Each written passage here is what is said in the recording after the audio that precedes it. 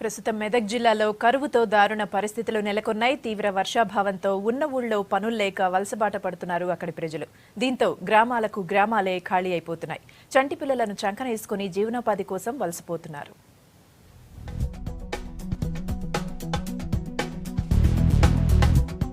ఊళ్లల్లో ఉపాధి లేక వలసలబాట పట్టారు మెదక్ జిల్లా ప్రజలు. దీంతో గ్రామాల్లో నిశ్శబ్ద వాతావరణం కనిపిస్తోంది. ఏ పల్లెలో చూసినా తాళం వేసిన ఇళ్లే కనిపిస్తున్నాయి. కుటుంబాలు ఎడ్ల బండ్లను కట్టుకుని వలస వెళుతున్నాయి. కొందరు నగరాలకు చేరుకుంటుంటే మరికొందరు కర్ణాటక, మహారాష్ట్రలో పనికి వెళుతున్నారు. దీంతో జిల్లాలోని చాలా పల్లెలు బోసిపోయి కనిపిస్తున్నాయి.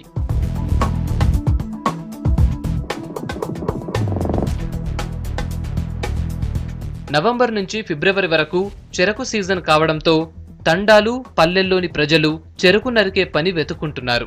4 నెలలు ఈ పనులుండటంతో చెరకు నరికే పొలాల దగ్గరే నివాసాలను ఏర్పాటు చేసుకుని అక్కడే జీవనం సాగిస్తున్నారు.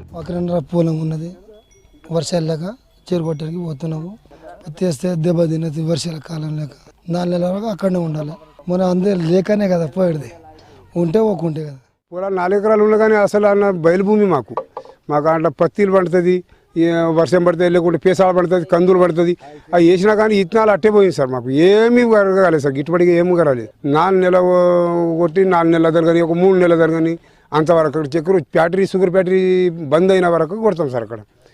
అక్కడ బంద్ అయినంటే ఈ ఫ్యాక్టరీగా కాకపోతే ఇంకొక ఫ్యాక్టరీ, మనం జైరాబాద్ ఫ్యాక్టరీ కానీ ఏ ఫ్యాక్టరీ కానీ ఎక్కడ ఉంటే అక్కడ పని వరకు చేసుకుంటాం సార్.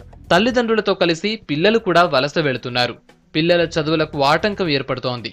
స్కూళ్లలో హాజరు శాతం సగానికి పైగా తగ్గిందని టీచర్లు చెబుతున్నారు. పిల్లల స్ట్రెంత్ చాలా తగ్గిపోయింది. వలసలకి పేరెంట్స్ మెయిన్ వలసలకి వెళ్తున్నారు చెరుకు కొట్టడానికి. వాళ్ళ ద్వారా పేరెంట్స్ వెంబడి పిల్లలు వెళ్ళిపోతున్నారు. చాలా తక్కువ అయిపోయింది స్ట్రెంత్.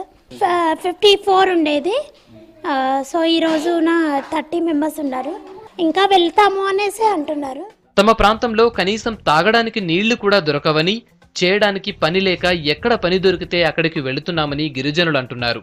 పని చేస్తే తప్ప కుటుంబం గడవదని చెబుతున్నారు. వలసల నివారణ కోసం ప్రభుత్వం ప్రవేశపెట్టిన ఉపాధి హామీ పథకం వల్ల తమకు ఏమాత్రం ఉపయోగం లేదంటున్నారు. మా తాండా ఏమో పెద్దది, మాకు ఒకటే బోర్ ఉన్నది. కరెంట్ వస్తేనే నీళ్ళు, మాకు ఆ బోర్లో కూడా నీళ్ళు వస్తలేదు. మేము పంట వేస్తే కూడా మాకు పంట ఏం పండలేదు. మాకు నీళ్ళ నుంచి చాలా కరువు ఉన్నది, మాకు నీళ్ళు కావాలి. ఏమైనా పని చేద్దామంటే మాకు పని కూడా లేదు.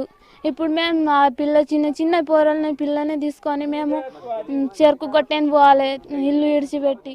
మాకు ఉపాధి పని కూడా చెప్తురు కానీ ఇక కడుపు నిండదు సార్. ఇక్కడ పిల్లలకు ఇప్పుడు పటం చెరుకు ఇక రూమ్ తీసుకొని వాళ్ళకి చదివిస్తున్నాము, పాలిటెక్నికల్ అవి ఇవి. వాళ్ళకు ఇక మేము రూమ్ కిరాయిలకు కూడా సరిపోకొచ్చినాం.